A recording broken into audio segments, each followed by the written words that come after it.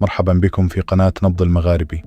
في تصريحات وصفت بالنارية وذات الأبعاد الاستراتيجية العميقة، خرج الرئيس الجزائري عبد المجيد تبون بموقف حازم تجاه الأنباء المتداولة حول انسحاب دولة الإمارات من منظمة أوبيك. الرئيس تبون وفي رد مباشر وقوي اعتبر أن تحركات من هذا النوع تظل في خانة لا حدث، مؤكدا بلهجة لا تخلو من الصرامة الدبلوماسية أن التوازنات النفطية العالمية لا تتأثر بانسحابات فردية لا تمس جوهر المنظمة.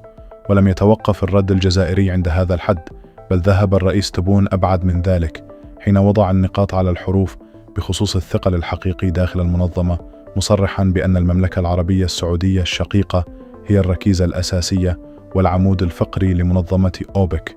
هذا التصريح يقرأ في الدوائر السياسية كرسالة دعم مطلقة للرياض، وتأكيد على أن وحدة القرار النفطي العربي تقوده القوى التقليدية الكبرى، في إشارة واضحة إلى أن أي محاولة للتشويش على استقرار الأسواق لن تجد لها صدى في ظل التنسيق الوثيق بين الجزائر والسعودية.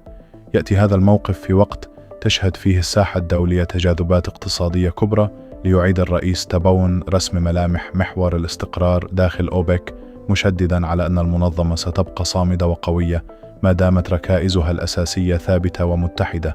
كانت هذه تفاصيل الرد الجزائري الذي أثار تفاعلا واسعا. شكرا لمتابعتكم، وابقوا معنا في نبض المغاربي لمزيد من التغطيات الحصرية.